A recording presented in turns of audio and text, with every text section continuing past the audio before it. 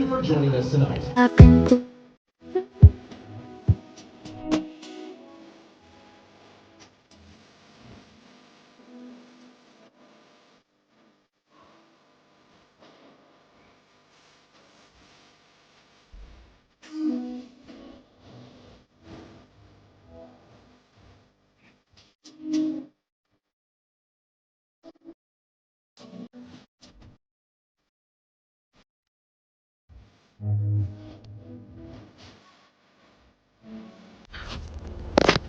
Tinatry ko magsalamin. Pero putang na parang di bagay sa akin. Tinan mo. Mukha akong namamasada.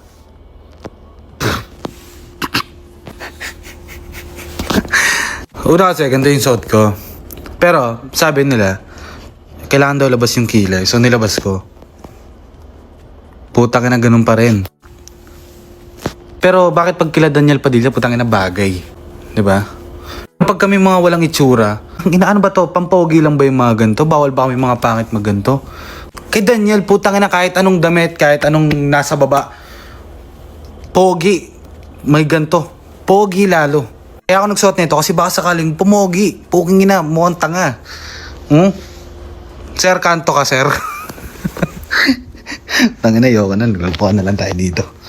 Kami si Daniel Padilla. Nakikita ko na siya. Kung ito. Daniel! Hindi yung kilig kami doon. Oo, nakikinig. Daniel. Si Daniel. Hello po. Hello po.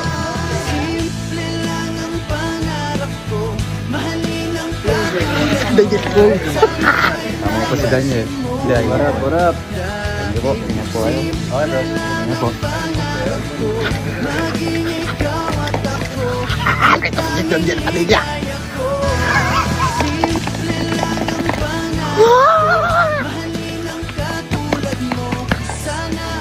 Nakita niyo. Mahal, wala man akong abs. Ako pa rin ang pinakasalam mo.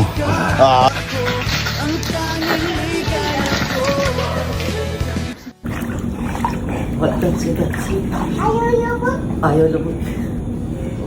Bye, Mommy! Bye, Mommy! Bye. Go and swim. Doon yan! Ay, pwede tayo dito. Ako si Daddy ko. Hindi kita lulubog. Ako kita. Hello!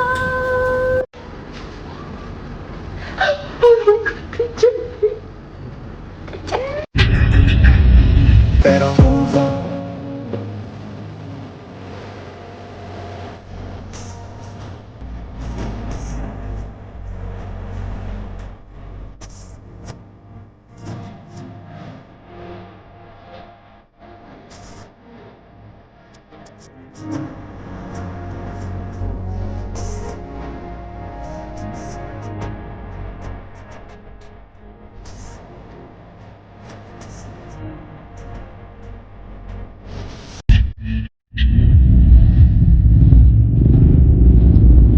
Alam ba? Nakulog sa CR mo.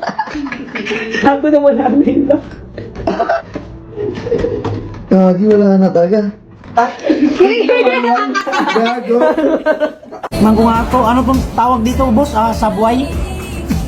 Subway guys, ngayon pa ako nakatikim ng Subway. Dati boss, sa probinsya yung sudang ko, ginamos. Tapos yung kanon ko, mais. Dito, nakakatimid tayo ng mga Subway, Starbucks. Ayun. Kaya, blessing talaga yon ng Panginoon sa atin. Makatikim tayo ng mga ganito. Pero Subway talaga to, sir. Subway. Subway pala, Subway. Kain tayo guys. Kain ka muna bago pumasok kasi Oo. close tayo ng ano eh. Oo. So ayun mga kaula, mga kabisdak, close po kami ng 2 to 3, April 2 hanggang 3. Tapos pagka Sabado po, balik, back to operation na po tayo guys. Sa Pampanga, abang-abang po tayo guys, malapit na po, kita-kits tayo soon, power po sa inyo. Kain po tayo guys, Subway.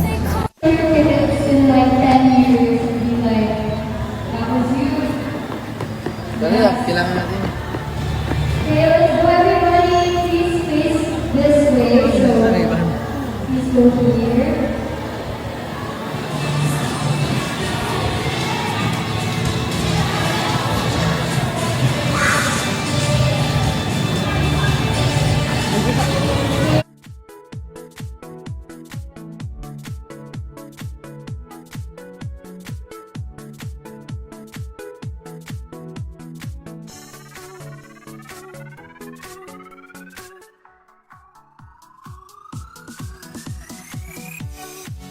first episode of what I ordered versus how it fits. So, this is petite edition. So, sa mga katulad kong mga girlies out there na petite, 5'2" ang height, 5 flat ang height, at hirap na hirap bumili sa online, kung meron bang magkakasya sa kanya o wala. Ginawa ko tong series na to dahil talagang ako talaga, hirap na hirap ako talaga mamili online.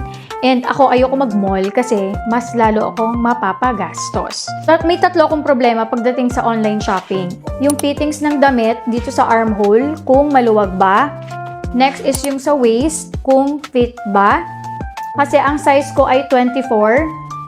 Bibihira akong mag-25. Pag busog 25. Para nabuntis ata ako, pinaka-waist ko na siguro ay 27.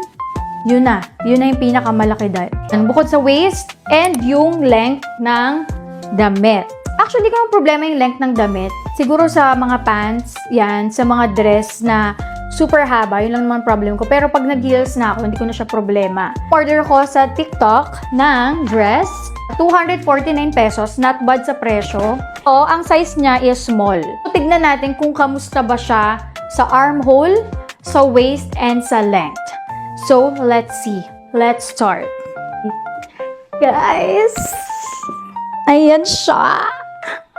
So, for only 249 pesos lang tong dress na to, and ang ganda swear. Okay siya sa presyong 249 pesos, hindi ako magrereklamo kasi okay naman siya sa quality niya, tama lang sa presyo niya. And, ayun, armhole, wala akong problema.